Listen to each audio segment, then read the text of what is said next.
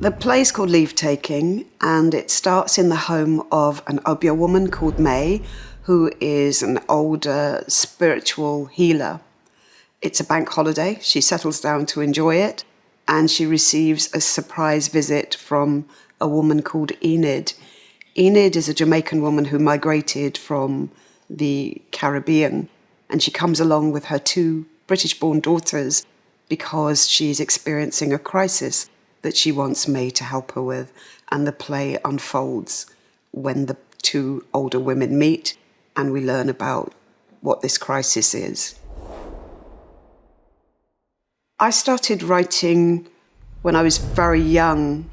I loved reading as a child, and I won a prize when I was at primary school for writing a little story about Eskimos, which I couldn't even remember writing, but they called me up and gave me this prize. And so I kind of started thinking of myself as a writer from a very young age. And I used to write stories for people in my family. And then when I was 12, my school made a visit to the theatre. And I went, of all places, to the Royal Court, which was going to play a big part in my career later on. But of course, I didn't know that then. But I saw a play there and I was just captivated. I just fell in love with theatre, and that play was fairly political and seemed to have a message for young people. It said that young people could change the world by their actions, and that spoke to me as a 12-year-old. And so I was involved in theatre and drama really from that time. So, of course, I studied drama at school. And I started writing little sketches for my classmates to perform in. And it went from there. I went to university to study English and drama at Goldsmiths. And I was writing in secret all the time that I was there. And I sent a play to the Royal Court Young Writers Group. And I was accepted onto their scheme. And yeah, I started writing in earnest then. I think all the plays I've written start with observation. So, like a lot of writers, I'm always listening to people and watching them and, out and about in the world, listening to people, picking things up. And often there will be a theme that comes up time and time again. And that may become the starting point of a play for me. In the case of this play, people were talking a lot about the generational conflict at the time between first-generation Caribbeans and their children, of which I'm one. So my parents are Windrush generation, and I'm the first generation to be born in this country. So there's a conflict between those who migrated from the Caribbean and their British-born children who felt caught between worlds, really. Didn't feel that they were part of the Caribbean, but didn't quite feel that they were being made welcome in Britain, that they weren't being accepted as British people. And actually what ended up happening was they created a new kind of idea of what Britishness might mean, or what we now think of as Black British. So I just wanted to write about the conflict between those two generations. That was my starting point. And then it started to become about much more than that. I was interested in the spiritual aspect, the Obeah. It's a religion, really, that was pushed underground during colonialism. It was banned, but it carries a trace of African heritage before enslavement. So, there were all sorts of inspirations, really, as there always are with plays. But I think I'd say observation and listening to people was the main one. I'm just, so happy to be included. It's a real honour, actually, isn't it? And it's incredible. And when I was a young person studying literature myself at school, which I really adored, English literature was my favourite subject. And I would never have dreamed that a play that I had written would be included in the curriculum. I'm really pleased because the play has elements in it that are focused on the Windrush generation, which my parents were, and they're no longer here. So I feel that some element of their story is being told.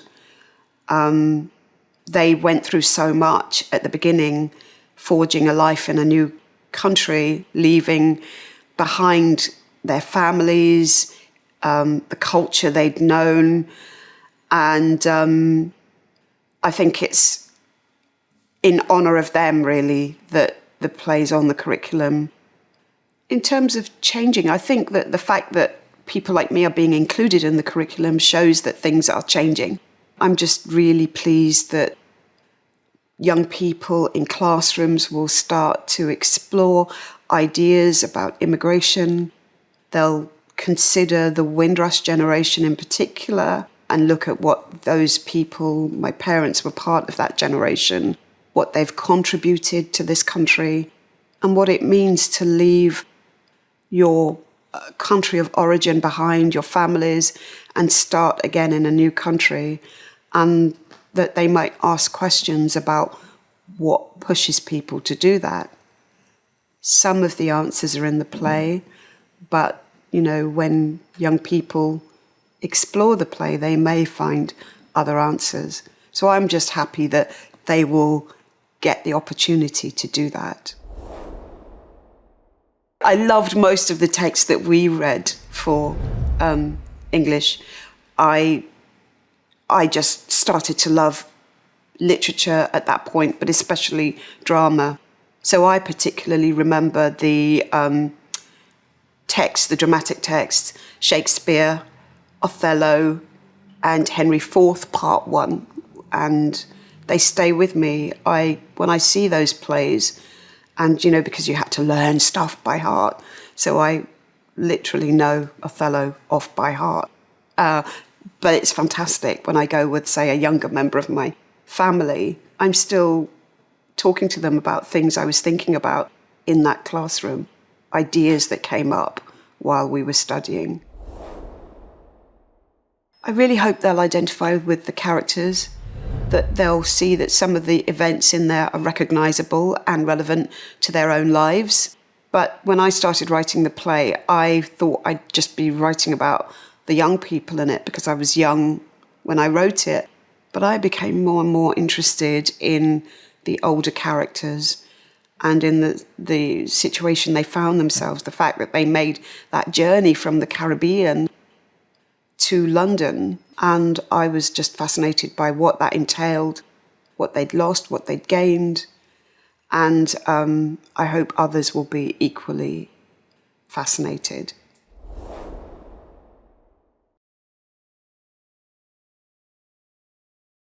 One of the things I love about plays is that you enter into worlds that are very different to the world that you inhabit in real life.